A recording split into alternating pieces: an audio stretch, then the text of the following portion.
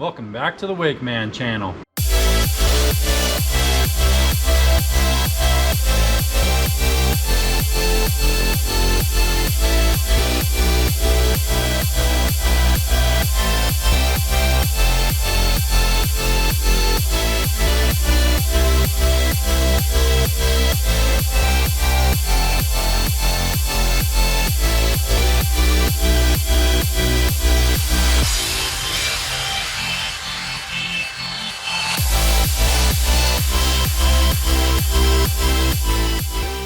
All right, so in this video, I'm going to talk about the option that was new for 2022 Nautique, which is the supplemental ballast option.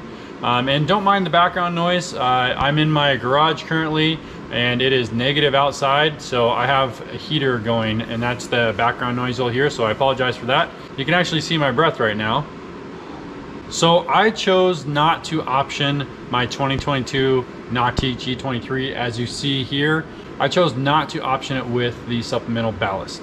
And the supplemental ballast is basically additional ballast bags with 2 more pumps, with the valves that have actuators and automatically open and close. Those ballast bags, one would go underneath the floor right here, and the other one would go on this side.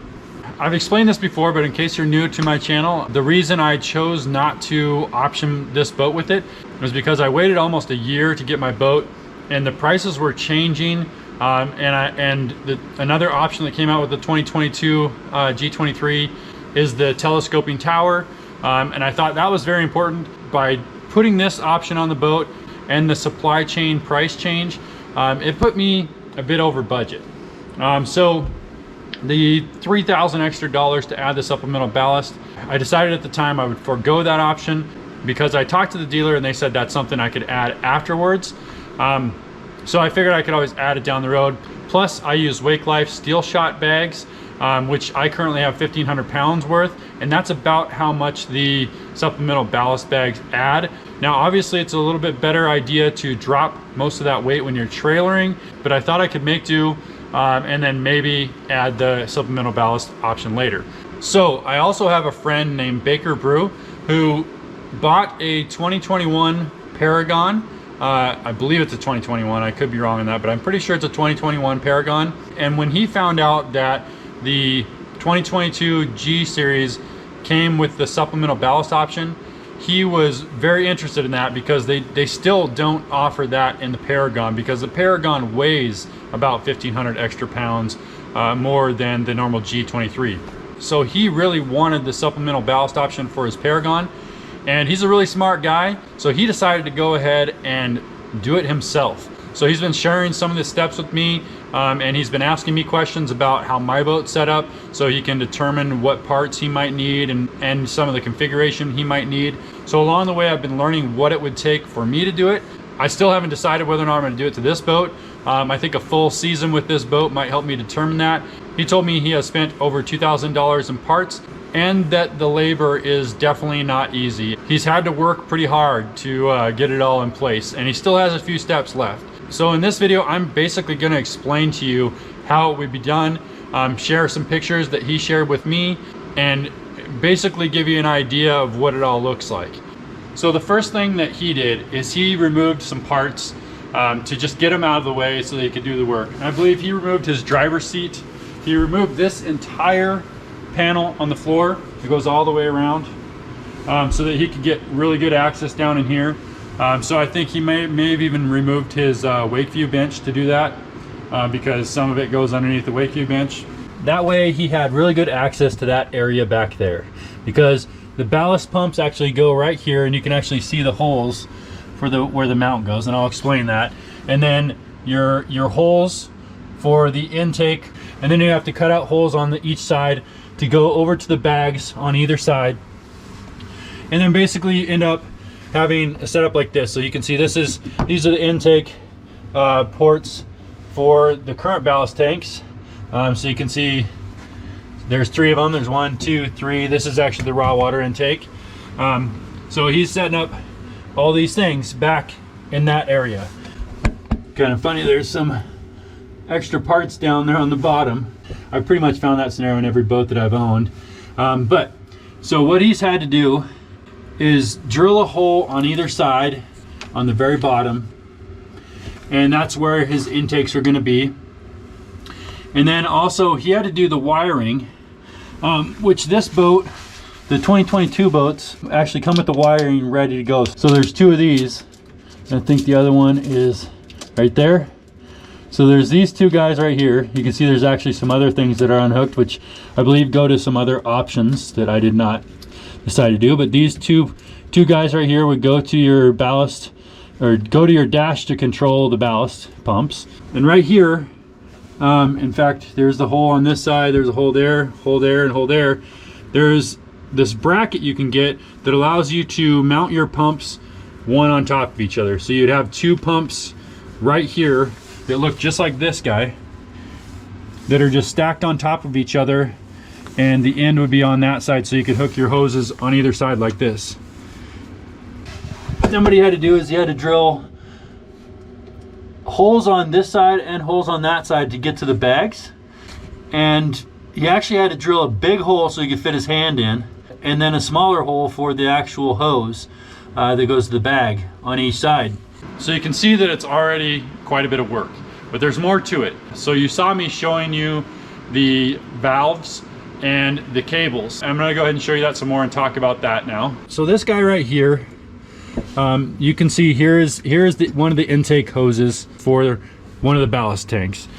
So you can see that there's a valve right here, and this needs to be opened and closed to allow water to come in. So this is open and this is closed. Okay, well, the reason why this is here and this cable is here is because this actually hooks to this, and then this cable opens and closes this valve, and that is part of what he's installing as well. So he's actually got all these pieces installed except for the other component to the cable. So there's actually an actuator. You can actually see these cables right here. They go back up here, and there's actually an actuator that controls those, that basically moves it forward and moves it back. And I'm gonna show you that to you. So as you can see, I've removed this cushion, and here it is right here. So this is the cushion that goes right there. You can just see that it has these clips, and one of them stayed on here. So those just pop in. So as we look inside of here, let me get the light. You can see that black box mounted to that metal plate right there. So that's the actuator that pushes those cables forward and then pulls them back. In my boat, there's not very good access to the other end of that. So now I'll show you how I found some access to that.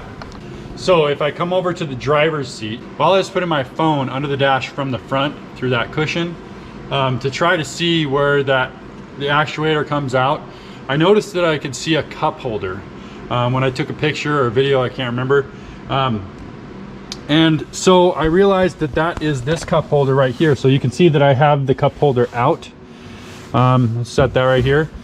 And so the end of that actuator is actually in that hole.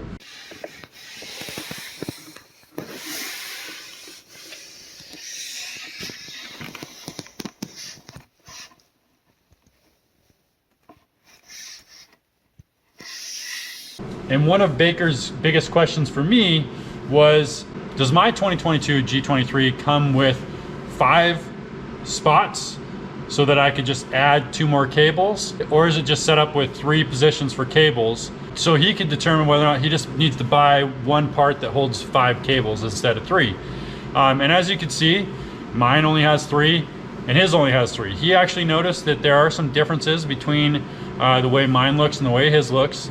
He said he talked to Nautique and they said he will need a different actuator as well, not just the mounting plate, because apparently it takes a little bit more force, so it needs to be a little bit stronger actuator. So he's gonna order the parts he needs, and then he's gonna actually let me know whether or not I have the appropriate actuator for 5 cables or I would need a new actuator. And one other thing that I didn't mention that you'll need to do with the bags is you'll have to vent them or do a line for overfill / venting. So wherever the vent is on the bag, you'll need to pipe it out to the side somewhere. So you will be drilling a hole, probably one on each side, probably up next to where the vents are for the rear bags. And to get to those bags, I believe you have to remove the floor piece underneath of the seats. So the very last thing to do, if you get all that done, is to come into your screen and go to settings and dealer menu, and then you have to put in the code, and then you have to go down to the supplemental ballast option. So I'm going to pop down there and then enable it. So tell it that it's installed. Once you've done that, when I get back to my ballast screen, now it's going to show the supplemental ballast options, and I could fill those if I wanted to. If I go back here and take that off, and I come back to here, and you don't see the supplemental ballast options anymore. Okay, so I thought this would be a pretty cool video because I'm sure there are other people out there that are looking at the 2022 G23 or have already purchased it, that are thinking about this option. Maybe there's even other people who might be thinking about doing a supplemental ballast option on any other boat, and maybe this gives them some ideas. I don't know if I'm gonna do it. It looks like a bunch of work. I think it would make for a great video, but it's also a pretty substantial cost.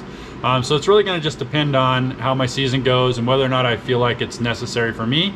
I certainly would love to do it, but it would have to make sense both financially, and it would have to seem like a better idea than the steel shot ballast bags that I use. So I hope this video was helpful. Thank you for watching. If you enjoyed this video, please give it a thumbs up. And if you have any thoughts on this video or ideas for future videos, please leave it in the comments below. And if you're new to the channel, please subscribe and click on that notifications bell so you can be notified of my future videos. I'll see you next week.